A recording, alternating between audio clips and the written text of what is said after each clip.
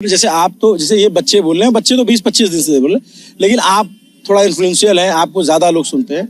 अगर जो नहीं है इन्फ्लुएंशियल, 2 साल से बोल रहे हैं, 2 साल से बोल रहे हैं भाई। हम 2 साल से एक बार भी ऐसा नहीं हुआ कि एजुकेशन मिनिस्टर ने हमसे कहा हो कि आके रिफॉर्म्स बता दो।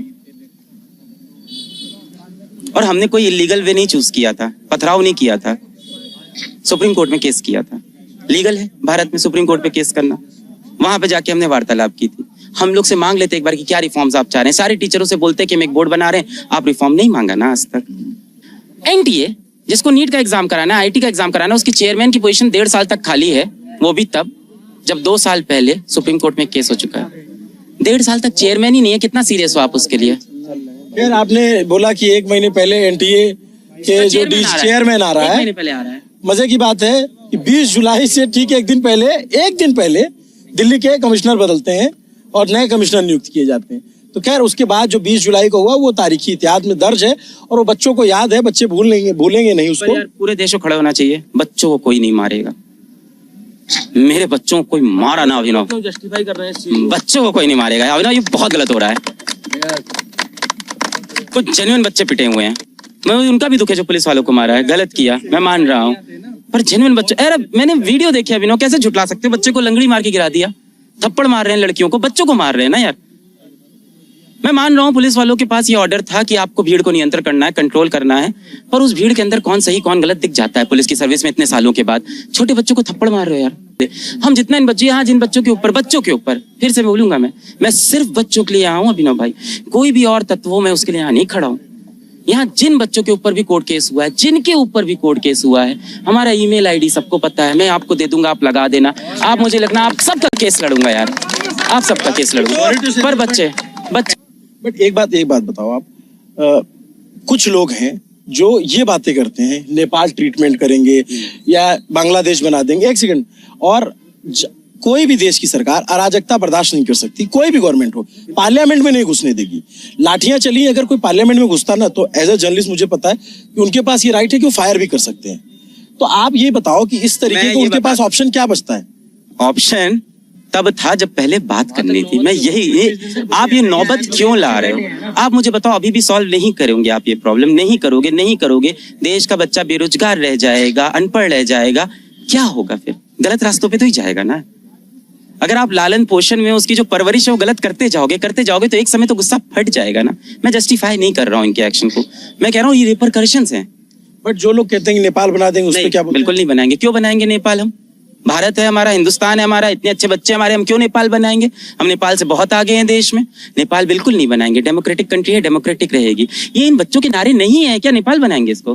अरे नहीं है बच्चों की, पता नहीं नेशनल मीडिया क्या दिखा रहा है टीवी पे, नेपाल बना देंगे। नहीं है इन बच्चों की। ये आए हैं अपने एजुकेशन की प्रॉब्लम लेके भाई। सरकार को सीधा बच्चों से वार्तालाप करके एजुकेशन की प्रॉब्लम सॉल्व करना है। नेपाल नहीं बनाना है। भारत हमारा भारत रहेगा। भारत हमको जान से प्यारा है, सबसे प्यारा देश हमारा है भाई। अगर उसके अंदर कोई पॉलिटिकल पार्टी है जो अच्छा नहीं कर रही, कोई गवर्नमेंट अच्छा नहीं कर रही है, तो वो एक पार्ट है हमारे देश का।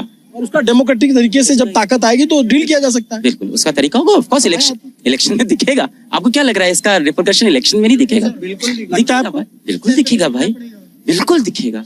मतलब मैं ऐसे कई लोगों से मिला हूं जो बहुत ज्यादा गवर्नमेंट के सपोर्टर थे, पर इस मुद्दों के बाद वो भी कह रहे हैं यार ये छोटे बच्चों के साथ क्यों कर दिया। मैं ये आपसे आखिर में मैं ये जानना चाहूँ, लेकिन आप लोग इनके स्टूडेंट भी हो, मैं आपको बहुत कम देखा हूँ इमोशनल होते हुए। आज आप इमोशनल हो गए। बच्चों के बीच जब आए तो एकदम आपका गला भराया, आंख भराई, आपने कैसे कैसे कंट्रोल किया। मुझे लगता है कि आपके बहुत सारे स्टूडेंट्स को बुरा लग रहा होगा। लाचार है भाई, क्या करे बताओ। सब ऑप्शन देख चुके ना हम लोग। मीडिया में बात कर चुके, कोर्ट में केस कर चुके, रिफॉर्म सजेस्ट कर चुके। इसके बाद हमारे बच्चे अब रोड पे बैठ गए हैं। इन बच्चों को सुन नहीं रहे हैं। इनको मीडिया बोल रही है कि आतंकवादी हैं, एंटी नेशनल है, पाकिस्तान से आए हैं। क्या करे, थोड़ा दुख तो होता ही है, पर ऐसा नहीं कि भरोसा खत्म हो गया। भरोसा है।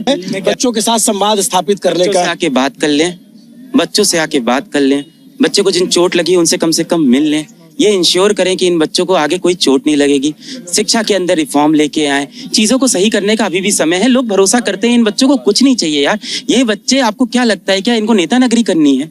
इनको चुनाव, इनको घर जाके पढ़ाई करनी है, अपना भविष्य बनाना है। यहाँ किसान का बैठा हुआ है, यहाँ किसी काम करने वाले का बैठा हुआ है। इनको, मैं मिलता हूँ इन बच्चों से, इनको घर जाके अपनी पढ़ाई करनी है, अपना करियर, इनको दिन भर यहाँ रात भर रोड पे नहीं बैठ को मजा नहीं आ रहा है सब करने में। इनको घर जाना है, इनसे बात करें। जिन बच्चों ने नीट के पेपर के चलते आत्महत्या कर लिए, कम से कम उनके घर चले जाएं, उनसे मुलाकात कर ले, उनसे बातें तो कर ले। बात करने में कोई छोटा नहीं होता। बट एक बात बताओ, एक डिमांड और सोनम वांगचुक के लेटर में लिखी गई कि बच्चों के परिवार को 1-1 करोड़ का मुआवजा दिया जाए। आप इस पे क्या सोचते हैं? नहीं, बिल्कुल सरकार को देना चाहिए, क्या दिक्कत है, देना चाहिए ऐसा। ये तो बहुत बहुत अच्छी बात है। ये बच्चे भी कितना खुश होंगे, कम से कम कुछ किया सरकार ने। हम अपनी तरफ से कम जितने भी बच्चे हैं जिन्होंने आत्महत्या की, बहुत बुरा हुआ है, हम इन बच्चों के घर में जितने भी भाई बहन हैं सबको फ्री में पूरी एजुकेशन देंगे। सरकार जो कर सकती करे, हम अपना कम से कम धर्म निभाएं, इन बच्चों को हम एजुकेशन दे। मेरी नजर में, मैंने इनको जितना ऑब्जर्व किया है, वो जिंदाबाद है। उसका मतलब ये डर नहीं है लड़के, बल्कि ये प्रोटेस्ट को एंजॉय करने लग जा रहे हैं। ये प्रोटेस्ट को क्रिएटिविटी दिखा रहे हैं, ये मीम्स बना रहे हैं, ये रीले बना रहे हैं, गाना बजा रहे हैं स्पीकर पे। ये प्रोटेस्ट को अलग तरीके से ले जा रहे हैं। ये देखिए, ये हो सकता है इनका तरीका है, हमसे अलग है। जैसे हम लोग हैं, हमारी जो जनरेशन है, हमारे मन में बहुत सारी बातें थी, हमारे दोस्तों में, कॉलेज में, शिक्षा व्यवस्था को लेके हम बोल नहीं पाते थे। हम एक्सेप्ट कर लेते थे ये सिस्टम ऐसा ही है भाई, इस देश का कुछ नहीं हो पाएगा। सबके अंदर ये फीलिंग होती थी कि नहीं होती थी? जेनजी नहीं, जेनजी ने किताब में पढ़ा है इस देश को हम सही कर सकते हैं, वो उतर आया रोड पे कि हमको सही करना है भाई। तो ये लोग हम लोग से बहुत ही बेहतर है, हर चीज में हमसे बेहतर है। और हमारी तो पूरी कंपनी जेनजी से बड़ी है, पूरे बच्चे हमारे आसपास रहते हैं। तो आई तो रियली रिस्पेक्ट देम यार। मैं तो लोहा मान गया इनका इस बार क्योंकि मुझे पहले लगता था यार ये लोग रील वूल देखते हैं, अपना इधर उधर कुछ करते हैं, लेकिन इन्होंने इंटरनेट को हथियार बना लिया इस बार। सरकार भी लोहा मान ले और आके इनसे बात करे, इनकी प्रॉब्लम ये सब जेनजी बच्चे ही तो हैं। इनके कोई पॉलिटिकल मुद्दे नहीं है मेरे भाई, इनके कोई पॉलिटिकल मुद्दे नहीं है। इनके अपने एग्जाम को लेके मुद्दे हैं, पढ़ाई को लेके मुद्दे हैं, सरकारी स्कूल कब सही होंगे, इनके सारे एजुकेशन के मुद्दे इन बच्चों। आप जैसे चूंकि नीट वालों को पढ़ाते हो तो इसलिए आप आए हो, लेकिन मैं देख रहा हूँ कि बहुत सारी जगहों से बहुत सारे बच्चे, कोई शिक्षा भर्ती में गड़बड़ हुई, कहीं पटवारी में कुछ हुआ, कहीं कुछ, वो सारा गुस्सा एक साथ फूटा हुआ है। ये पिछले 10 साल का और बहुत सारे बच्चे ऐसे मिलते हैं जो कहते हैं कि मतलब बहुत सारे सीजेपी के सपोर्टर है, बहुत सारे कहते हैं हम इनके लीडर से एसोसिएट नहीं करें, लेकिन कॉज के साथ एसोसिएट करें। एग्जैक्टली, मैं भी यही कह रहा हूँ। यहाँ बच्चे किसी पॉलिटिकल पार्टी के लिए नहीं है, अपने हक के लिए आए हैं। और इसी को देवता मान के नहीं। पर इस समय ये टीवी मीडिया को शर्म आनी चाहिए इस चीज पे। बच्चों कह रहे हैं पाकिस्तानी है, बच्चों कह रहे हैं इनका अलग एजेंडा है, चाइना से फंडिंग मिली है। ये कहाँ से आया बेटा? भोपाल से आई है। क्या नाम है? सर उपासना। उपासना। ये चाइना से फंडिंग ले पाएंगी? तो सर ठीक है ना, होम मिनिस्टर अमित शाह से इस्तीफा मांगते हैं तो पाकिस्तान और चाइना से लोग यहाँ आ रहे हैं, एंटर कर पा रहे हैं। नहीं, अगर पॉइंट है भाई, ऑब्वियसली ना, अगर चाइना और ये मीडिया बना रहा है परसेप्शन, मीडिया ये परसेप्शन लेके आ रहा है। हे, अपने बच्चे प्यार करो यार, इनसे सॉल्व करो इनकी प्रॉब्लम। क्या एक चुटकी की काम है यार सरकार के पास? पावर होती है मेरे पास, ये 2 घंटे का काम है पूरी प्रॉब्लम सॉल्व करना। 2 घंटे में, पढ़े लिखे लोगों के पास पावर ही 2 घंटे में पूरा मुद्दा सॉल्व हो सकता है। आना है इन बच्चों के सामने, हाथ जोड़ना है, बोलना है बच्चों थोड़ी सी गलती हो गई, हम आपको बहुत प्यार करते हैं, वी आर रियली सॉरी। जिन जिन ने आपसे गलत किया सबको जेल में डालेंगे, आपकी जो मांगे हैं सुनेंगे, कुछ नहीं भी सुनेंगे, कुछ जो हमें सही लगता है हम करेंगे। आप जो बोल रहे हैं उन लोगों को हम अपने बोर्ड में बैठाएंगे, एजुकेशन में रिफॉर्म लेके आएंगे, खत्म। ये बच्चे प्यार करने लगेंगे वापस। गलती हो जाती है, हम लोग क्या करते हैं, अरे यार बच्चों गलती हो गई, हम भी इंसान है, कभी कभी गलत पढ़ा देते हैं यार, माफ कर देना। मांग लो यार, अपने बच्चे है ना, अपने ही देश में हो रहा है ना, ये कहाँ से, कहीं बाहर से बच्चे तो नहीं है, अपने ही बच्चे है ना सारे, अपना ही खून है ना सारा, भारत सब इंडियन है ना यार। मान लो इनसे माफी, सॉल्व कर दो प्रॉब्लम। कैसे सॉल्व होगा?